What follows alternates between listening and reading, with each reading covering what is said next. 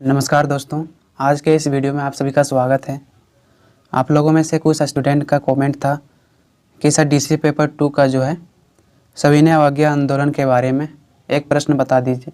तो आज जो है हम आप लोगों के लिए 1930 के सविनय अवज्ञा आंदोलन के बारे में विस्तार पूर्वक एक प्रश्न को लाया हूं, जो बिल्कुल आसान से आसान शब्दों में आप लोगों को समझाने वाला हूँ।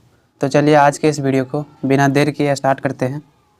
प्रश्न संख्या 10 होगा। इससे पहले हमने 9 प्रश्न डीसीए पेपर 2 का बता दिया है। आपने अगर अभी तक नहीं देखा है तो प्लेलिस्ट में आप जाके देख सकते हो। आज हम लोग देखने वाले हैं 1930 के सविनय अवज्ञा आंदोलन का संक्षिप्त वर्णन करें। 1930 के सविनय अवज्ञा आंदोलन का क्या कारण था, इसके बारे में बिल्कुल डिटेल्स में समझने वाले हैं। सबसे पहले जो है आपको परिचय देना है। 1930 में महात्मा गांधी के नेतृत्व में सविनय अवज्ञा आंदोलन की शुरुआत की गई थी। इसका शुरुआत इसलिए किया गया था साथियों, क्योंकि गांधी जी ने 11 सूत्री मांगों को लॉर्ड इरविन के समक्ष रखा। उस समय भारत में जो है गवर्नर जनरल लॉर्ड इरविन था। उनके समक्ष जो है गांधी जी ने 11 सूत्री मांगों को रखा, लेकिन लॉर्ड इरविन ने गांधी जी के 11 सूत्री मांगों को स्वीकार नहीं किया। गांधी जी द्वारा जो मांगे रखा गया था, उस मांगों में से कुछ मांगों को हम लोग देखने वाले हैं जो महत्वपूर्ण था। आपका यहाँ पर सवाल होगा कि महात्मा गांधी जी ने जो 11 सूत्री मांगों को रखा गया था, वो मांगें आखिर क्या था। तो महात्मा गांधी के द्वारा लॉर्ड इरविन के समक्ष जो मांगों को रखा गया था, उनमें से पहला मांग ये था कि ब्रिटिश सरकार द्वारा जो भूमि में लगान लगाया गया है, उस भूमि में लगान को जो है 50% कर दिया जाए। दूसरी जो मांगे थी वो था सैनिकों को जो है 5% वेतन दिया जाए। भारत में जो है जब 1857 का क्रांति हो गया, उसके बाद ब्रिटिश सरकार ने भारत में प्रशासनिक क्षेत्रों में महत्वपूर्ण सुधार किया, और इस सुधार के अंतर्गत अब जो है ब्रिटेन के सैनिकों की संख्या को बढ़ा दिया गया, ताकि 1857 जैसे महाविद्रोह ना हो सके। यहाँ पर जो है ब्रिटिश के सैनिकों की संख्या बढ़ा दी गई, जिसके कारण यहाँ पर जो कृषि से प्राप्त होता था भू राजस्व, उस भू राजस्व को लगभग 5% केवल सैनिकों को दिया जाता था। तो वही दूसरा मांग रखा गया था कि सैनिकों को कुल आय का जो 5% दिया जा रहा है, उसके आय में थोड़ा सा कटौती किया जाए। साथियों, मैं आपको ये बता दूं, यहाँ पर भारतीय सैनिकों को अधिक भर्ती करने की मांग की गई, क्योंकि भारतीय सैनिकों को कम वेतन देना पड़ता था, और जो भारतीय सैनिकों को वेतन मिलता वो भारतीय लोगों को ही लाभ होता, जबकि जो यहाँ पर वेतन ब्रिटिश सैनिकों को दिया जा रहा था उससे भारतीयों को कोई लाभ नहीं था। इसीलिए जो है सैनिकों के वेतन में कटौती करने की बात कही गई। तीसरा इसमें मांगे था वो था विदेशी वस्तुओं पर जो है प्रतिबंध लगा दिया जाना चाहिए। भारत से जो है कच्चे माल ब्रिटेन ले जाया जाता था, और ब्रिटेन से वही वस्तुओं को निर्मित करके और भारत में फिर ब्रिटेन के व्यापारियों द्वारा लाया जाता था। इससे ब्रिटेन के व्यापारियों को काफ़ी लाभ होता था, जिसके कारण भारत का जो हस्तशिल्प उद्योग था वो पूरी तरह से पतन हो गया था, जिसके कारण तीसरा मांग रखा गया था कि विदेशी वस्त्रों पर प्रतिबंध लगा देना चाहिए। चौथी जो मांग थी साथियों, वो था नशीली पदार्थ पर प्रतिबंध लगाना चाहिए। नशीली पदार्थों पर प्रतिबंध इसलिए लगाने की मांग की क्योंकि उस समय भी जो है शराब जैसे, अफीम जैसे या धूम्रपान करने के लिए कोई भी प्रोडक्ट का यूज़ करता था, तो ऐसे में सेहत पर सबसे बड़ा प्रभाव पड़ता था। उस समय जो है ब्रिटेन द्वारा अफीम का खेती भारतीयों से करवाया जाता था, और उन्हें भारत से चीन जो है अफीम अत्यधिक मात्रा में निर्यात किया जाता था। इससे कुछ भारतवासियों को भी अफीम का लत लग गया था, उससे नशा करने लगा था, जिसके कारण महात्मा गांधी का जो चौथा मांग था कि जो नशीली पदार्थ है उस पर प्रतिबंध लगा दिया जाना चाहिए। इससे भारतीय लोगों के सेहत पर काफ़ी प्रभाव पड़ता है। पाँचवा और सबसे महत्वपूर्ण जो मांगे थी वो था नमक पर टैक्स मुक्त करना चाहिए। नमक पर जो है टैक्स को मुक्त करने के लिए कहा गया, यानी नमक पर कोई भी टैक्स नहीं लिया जाना चाहिए। ध्यान रहे साथियों, पहले जो है भारत में ब्रिटिश अधिकारियों द्वारा, ब्रिटिश गवर्नर जनरलों द्वारा भारतीय लोगों से नमक का भी टैक्स लिया जाता था। महात्मा गांधी ने जो है इसका विरोध किया कि आखिर जो ये नमक है वो भारतीय लोगों का है, इस पर भारतीय लोगों का अधिकार है, तो ऐसे में हम नमक के लिए टैक्स क्यों दें। तो इस प्रकार से जो है नमक पर टैक्स ना देने की मांग की गई।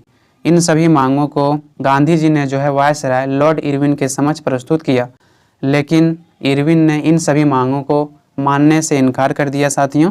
लेकिन फिर भी गांधी जी ने कुछ दिनों तक इसका जवाब लेने के लिए इंतज़ार किया।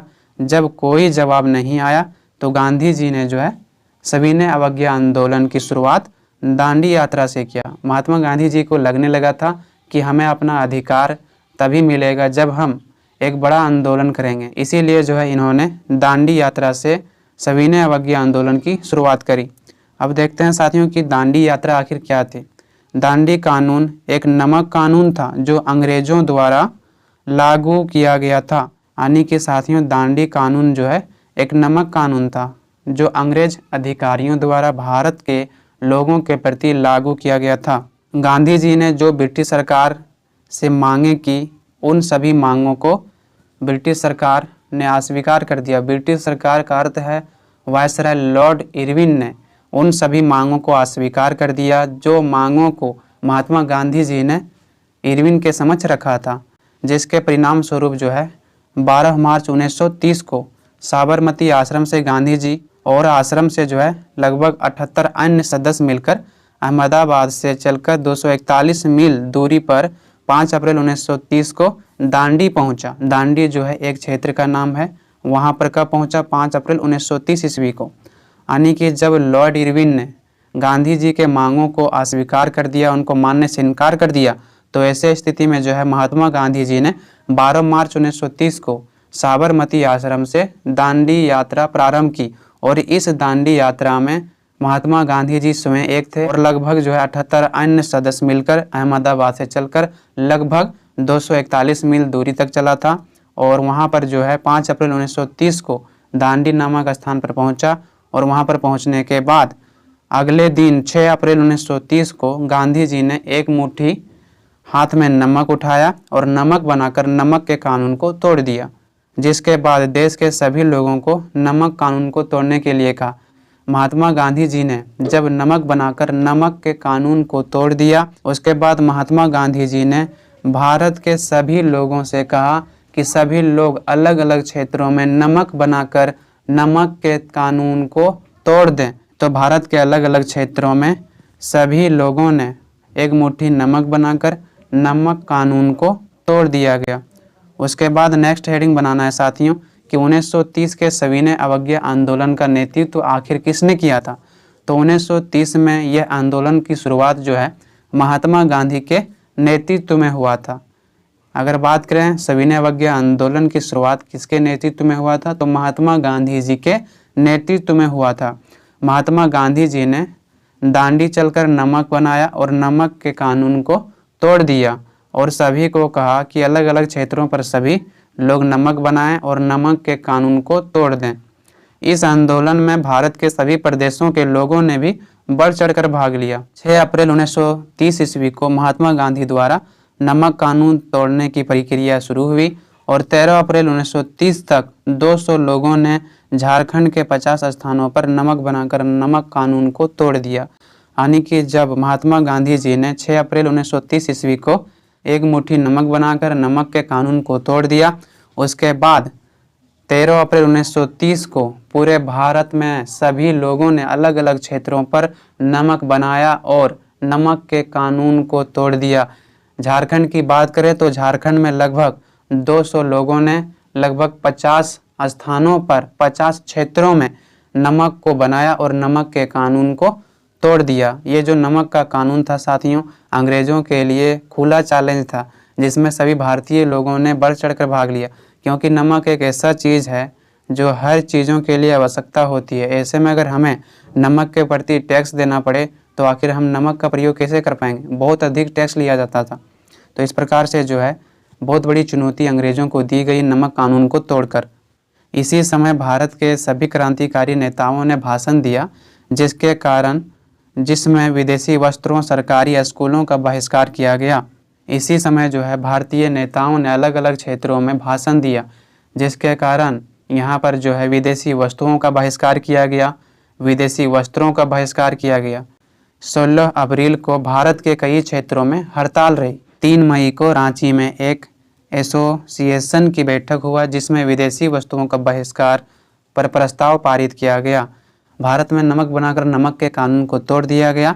उसके बाद 3 मई को रांची में जो है एक बैठक हुई और उस बैठक में यह तय किया गया कि जितने भी विदेशी वस्तुएं हैं, विदेशी वस्त्रों हैं, उनका बहिष्कार किया जाए। जिसके बाद अंग्रेज़ों ने सभी प्रमुख नेताओं को इसके विरोध में गिरफ्तार कर लिया। जब अलग अलग क्षेत्रों पर अलग अलग क्रांतिकारी नेताओं ने भाषण दिया, जुलूस निकाला और अंग्रेज़ों का समर्थन करने के लिए नहीं कहा, अंग्रेज़ों के वस्त्रों और वस्तुओं का बहिष्कार करने के लिए कहा, ऐसे में ब्रिटिश सरकार द्वारा इस आंदोलन को कुचलने के लिए, इस आंदोलन को दबाव डालने के लिए सभी प्रमुख नेताओं को गिरफ्तार कर लिया गया।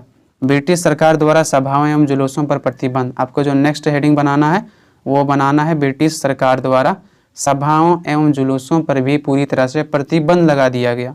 सभी प्रमुख क्रांतिकारी नेताओं को गिरफ्तार करने के बाद सभाओं तथा जुलूसों पर भी प्रतिबंध लगा दिया गया। जब सभी प्रमुख क्रांतिकारी नेताओं को गिरफ्तार कर लिया गया, उसके बाद जो सभाएं बुलाई जाती थी, जो जुलूस निकाला जाता था, उन सभाओं और जुलूसों पर पूरी तरह से पाबंदी लगा दी गई।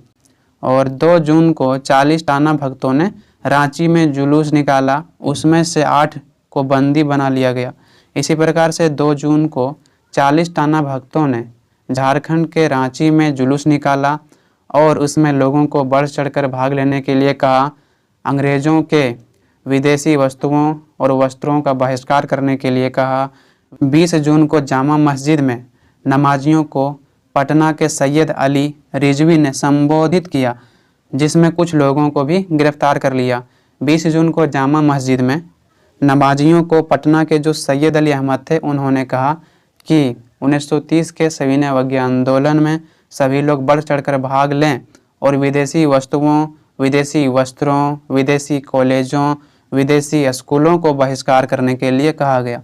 इसके बावजूद भी भारत के अन्य क्षेत्रों में भाषण और जुलूस द्वारा लोगों को बढ़ चढ़कर इस आंदोलन में भाग लेने के लिए कहा गया। जब सभी नेताओं को धीरे धीरे गिरफ्तार किया जाने लगा, उसके बावजूद भी अलग अलग क्षेत्रों में नेताओं ने लोगों को जागरूक किया और विदेशी वस्तुओं और वस्त्रों को बहिष्कार करने के लिए कहा गया। उसके बाद नेक्स्ट आपको हेडिंग बनाना है सविनय अवज्ञा आंदोलन का मुख्य कार्यक्रम। सविनय अवज्ञा आंदोलन का जो है मुख्य कार्यक्रम क्या था? पहला है नमक कानून का उल्लंघन करके स्वयं नमक को बनाया जाए। सरकारी सेवाओं, शिक्षा केंद्रों एवं उपाधियों का बहिष्कार किया गया। सरकारी सेवाओं मतलब है कि जो ब्रिटिश सरकार द्वारा स्कूल कॉलेज खोले गए थे शिक्षा के लिए, उनका जो है बहिष्कार किया गया भारतीय लोगों के द्वारा। और भारतीय लोगों को ब्रिटिश सरकार द्वारा उपाधियां भी दिया गया था। जो यहाँ पर काफ़ी प्रभावी नेता थे, जैसे कि महात्मा गांधी हो गए, तो उनको जो है ब्रिटिश सरकार द्वारा कुछ उपाधियां दिया जाता था। जैसे महात्मा गांधी जी को केसरे हिंद की उपाधि दी गई थी, उसी प्रकार से अलग अलग नेताओं को अलग अलग उपाधियां दिया गया था। तो सभी लोगों ने अंग्रेज़ों द्वारा दी गई उपाधियों को बहिष्कार किया। महिलाओं ने स्वयं शराब और विदेशी कपड़ों की दुकान पर जाकर धरना की। सभी विदेशी वस्तुओं को बहिष्कार करके सभी वस्तुओं को जला दिया गया। केवल विदेशी वस्तुओं का बहिष्कार ही नहीं किया गया, बल्कि जो है उनका अलग अलग क्षेत्रों में उनको जो है जला भी दिया गया। उसके बाद है महात्मा गांधी द्वारा सविनय अवज्ञा आंदोलन को वापस लेने तथा द्वितीय गोलमेज सम्मेलन। आखिर महात्मा गांधी जी ने सविनय अवज्ञा आंदोलन को क्यों वापस लिया? द्वितीय गोलमेज सम्मेलन में वायसराय लॉर्ड इरविन ने गांधी जी को भाग लेने के लिए कहा था, ताकि भारत की समस्याओं को समाधान किया जा सके। साथियों, द्वितीय गोलमेज सम्मेलन में जो है उस समय भारत में जो वायसराय था लॉर्ड इरविन, उन्होंने गांधी जी को कहा था कि ब्रिटेन में जो गोलमेज सम्मेलन होगा वहाँ पर आप भाग लें, ताकि हमारी सरकार जो है आपके समस्याओं को समाधान कर सके। गांधी जी भाग लेने के लिए तैयार हो गए। मार्च 1931 को गांधी और इरविन दोनों के बीच समझौता हुआ, जिसको जो है गांधी इरविन समझौता के नाम से भी जाना जाता है, जिसमें अहिंसक तरीके से संघर्ष करने के दौरान पकड़े गए सभी कैदियों को छोड़ने की बात तय हुई, मगर राजकीय हत्या के मामले में फांसी की सज़ा पाने वाले भगत सिंह को माफ़ी नहीं मिल पाई। साथियों, ये जो पॉइंट है आपको समझना बेहद ज़रूरी है। महात्मा गांधी जी ने जब दांडी यात्रा किया, जब नमक कानून को तोड़ा गया, तो ऐसे स्थिति में अंग्रेज़ों को लगने लगा था कि सभी भारतीय लोग मिलकर अंग्रेजी शासन को समाप्त करना चाहती है। इसीलिए अंग्रेज़ों ने एक नई चाल चल दी और इन्होंने जो है द्वितीय गोलमेज सम्मेलन का प्रावधान रखा गांधी जी के समक्ष और कहा कि आप द्वितीय गोलमेज सम्मेलन में भाग लें, ताकि आपकी जो समस्या है उन समस्याओं को समाधान किया जा सके। गांधी इरविन समझौता में यह भी तय किया गया था कि जितने भी राजनीतिक कैदियों को पकड़ा गया है, उन्हें गिरफ्तार किया गया है, उन सभी को जो है रिहा कर दिया जाएगा। परंतु राजकीय हत्या के मामले में जो है भगत सिंह को माफ़ी नहीं मिल सकी। भगत सिंह की सज़ा को गांधी जी द्वारा माफ़ नहीं करवाया जा सका। कुछ लोगों का कहना है कि महात्मा गांधी जी ने भगत सिंह के फांसी की सज़ा माफ़ ही नहीं करवाना चाहता था, इसीलिए भगत सिंह को फांसी की सज़ा माफ़ नहीं किया गया। अगर महात्मा गांधी जी चाहते तो भगत सिंह के फांसी की सज़ा माफ़ करवाया जा सकता था, लेकिन उन्होंने प्रयास ही नहीं किया। कुछ लोगों का यह भी मानना है कि चूंकि महात्मा गांधी जी नरम दल के व्यक्ति थे, हमेशा अहिंसा के रास्तों पर चलने के लिए कहते थे, जब देखा उन्होंने कि भगत सिंह जैसे गरम दल के नेताओं ने हिंसापूर्वक रास्ते को अपनाया है, तो इस कारण से भी महात्मा गांधी जी ने उनका सहयोग करना बेहतर नहीं समझा। महात्मा गांधी जी का मानना था कि जो हिंसक गतिविधियां किया जा रहा है वो अपने आप में गलत है, इसीलिए भी शायद जो है भगत सिंह की फांसी की सज़ा माफ़ करवाने का प्रयास नहीं किया, ऐसा आलोचकों का कहना है। जबकि आपको बता दें साथियों कि अगर भगत सिंह जी को फांसी की सज़ा माफ़ भी हो जाती तो वो फांसी की सज़ा माफ़ करवाने के लिए विनती नहीं करते, क्योंकि भगत सिंह जी एक ऐसे महान क्रांतिकारी राष्ट्रवादी नेता थे जो अपने प्राण को त्यागने के लिए हमेशा तैयार रहते थे, अपने देश के लिए मर मिटने के लिए तैयार रहते थे। उनके अंदर ऐसा राष्ट्रवादी भावना था जिसके कारण उन्हें मौत से भी नहीं डर लगता था, जिन्होंने जो है आखिरी सांसों तक अपने देश के लिए बलिदान दिया। साथियों, महात्मा गांधी और भगत सिंह के लिए एक अलग से बुक है जिसमें बताया गया है कि महात्मा गांधी जी ने भगत सिंह को फांसी की सज़ा माफ़ करवाने का प्रयास किया या नहीं किया, तो इसके बारे में जो है कोई और वीडियो में हम विस्तार पूर्वक आपको बताने वाले हैं। यहीं से महात्मा गांधी का विवाद प्रारंभ हुआ कि अगर महात्मा गांधी जी प्रयास करते तो भगत सिंह की फांसी के सज़ा को माफ़ करवा सकता था, परंतु हिंसक रूप से स्वतंत्रता प्राप्त करने वाले कार्यों के समर्थनों में नहीं थे, इस प्रकार से गतिविधियों को बेहतर नहीं मानते थे, इसलिए उन्होंने फांसी की सज़ा को माफ़ करवाने का प्रयास नहीं किया। जैसे कि हमने बताया साथियों कि लोगों का मानना है कि अगर महात्मा गांधी जी चाहते तो भगत सिंह के फांसी की सज़ा को माफ़ करवा सकता था, क्योंकि महात्मा गांधी जो है हिंसक रूप से स्वतंत्रता प्राप्त करने वाले लोगों को अधिक मान्यता नहीं देते थे। उनका मानना था कि जो अमानवीय गतिविधि कर रहा है उनका जो है हमें समर्थन ही नहीं करना चाहिए। शायद यही कारण है कि उन्होंने भगत सिंह के फांसी की सज़ा को माफ़ करवाने का पूरा प्रयास नहीं किया, नहीं तो शायद उनके फांसी की सज़ा माफ़ करवाई जा सकती थी, ऐसा आलोचकों का मानना है। परंतु गांधी जी ने अपने आत्मकथा में यह लिखा है कि जहाँ तक हो सका उन्होंने भगत सिंह जी के फांसी की सज़ा को माफ़ करवाने का प्रयास किया, लेकिन लोगों का यह कहना है कि जब तक भगत सिंह के फांसी की सज़ा माफ़ नहीं करते तब तक महात्मा गांधी को इरविन के साथ समझौता नहीं करना चाहिए था। इस तरह से गांधी इरविन समझौते के अनुसार केवल अहिंसक रूप से बंदी बनाए गए राजनीतिक कैदियों को छोड़ने का आश्वासन दिया गया था, वो भी तब जब महात्मा गांधी ने सविनय अवज्ञा आंदोलन को वापस लेने के लिए तैयार हो गया, जिसके बाद महात्मा गांधी द्वारा यह आंदोलन कुछ दिनों तक स्थगित कर दिया गया। जब यह समझौता हो गया इरविन और गांधी जी के बीच, तो महात्मा गांधी जी ने कुछ समय के लिए सविनय अवज्ञा आंदोलन को स्थगित कर दिया गया। सितंबर 1931 में द्वितीय गोलमेज सम्मेलन में कांग्रेस के प्रतिनिधि के रूप में गांधी जी को चुना गया, लेकिन द्वितीय गोलमेज सम्मेलन से कोई लाभ नहीं हुआ। जब 1931 ईस्वी में द्वितीय गोलमेज सम्मेलन हुआ तो ऐसे में कांग्रेस की ओर से महात्मा गांधी जी को प्रतिनिधि के रूप में चुना गया, लेकिन यह माना जाता है साथियों जो द्वितीय गोलमेज सम्मेलन हुआ उस सम्मेलन से भारतीयों के हित के लिए कोई बात नहीं की थी, जिसके कारण महात्मा गांधी ने गोलमेज सम्मेलन को नहीं माना और वहां पर उसी समय उठ के चल दिया। जिसके बाद गांधी जी वापस लौटकर पुनः सविनय अवज्ञा आंदोलन को शुरू किया, जिसमें भारत के कई लोगों ने भाग लिया। जब गोलमेज सम्मेलन असफल हो गया तो ऐसे स्थिति में महात्मा गांधी जी ने पुनः आकर और सविनय अवज्ञा आंदोलन को प्रारंभ किया। पूरे देश से अंग्रेजों ने लगभग 120,000 लोगों को गिरफ्तार किया। महात्मा गांधी जैसे कई क्रांतिकारी नेताओं को भी गिरफ्तार किया गया।